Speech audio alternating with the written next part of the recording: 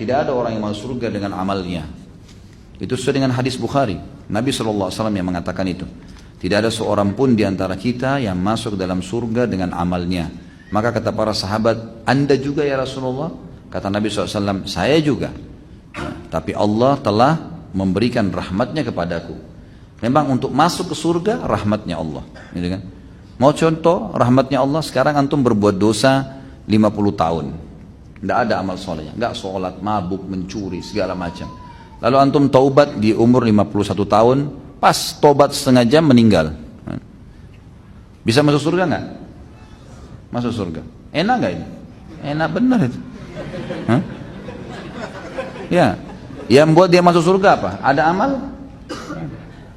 Rahmatnya Allah SWT, gitu kan?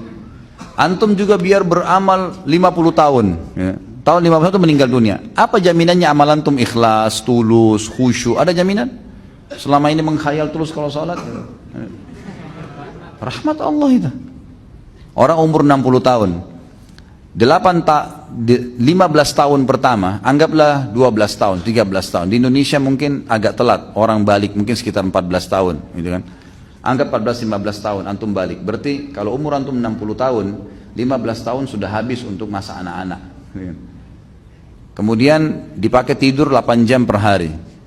Kalau kali 60 dikurangi jumlah 24 jam per hari, kurang lebih 20 tahun antum habiskan untuk tidur. Berarti dari 40 tahun tadi, maaf, 60 jadi 45. 45 dikurangi 20, sisa 25. Ya.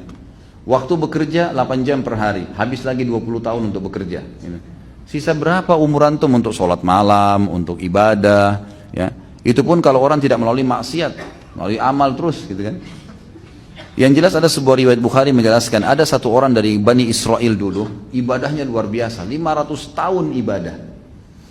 Tidak pernah interaksi sama orang, tinggal di sebuah pulau. Kata Nabi SAW, pada saat dia meninggal, Allah Subhanahu Wa Taala berkata kepadanya, masukkan hambaku ini ke dalam surga dengan rahmatku. Lalu dia merasa 500 tahun ibadah, nggak ada dosanya menurut dia.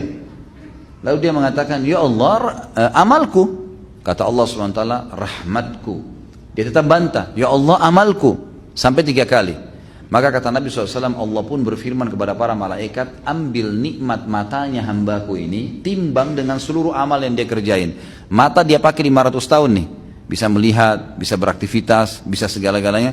Itu timbang nikmat mata yang saya kasih dengan amalnya dia yang dia kerjain 500 tahun. Waktu ditimbang ternyata nikmat mata saya sudah ngalahin seluruh amalnya. Belum nikmat telinga, belum nikmat segala-galanya nih. Banyak kalau nikmatnya Allah mau dihitung.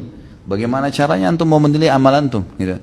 Amal apa yang kita kerjain teman-teman sekalian? Tidak ada amal-amal yang sederhana. Dari 24 jam sholat cuma 5 waktu yang wajib. Kalau kita hitung 10 menit satu sholat, berarti 50 menit. Masih ada 23 jam 10 menit. Antum bebas lakukan apapun. Rahmat Allah SWT. Baik, apa tujuannya ditimbang amal? Untuk menentukan derajat antum di surga. Antum ini derajat keberapa? Di pintu keberapa masuknya? Itu amal kita. Amal akan menentukan derajat nanti. Ya, derajat surga yang ke-100, tingkat 100 kah, tingkat yang pintu yang ketiga kah, derajat yang keberapa, itu amal kita yang menentukan nanti. Tapi kita masuknya dengan rahmat Allah.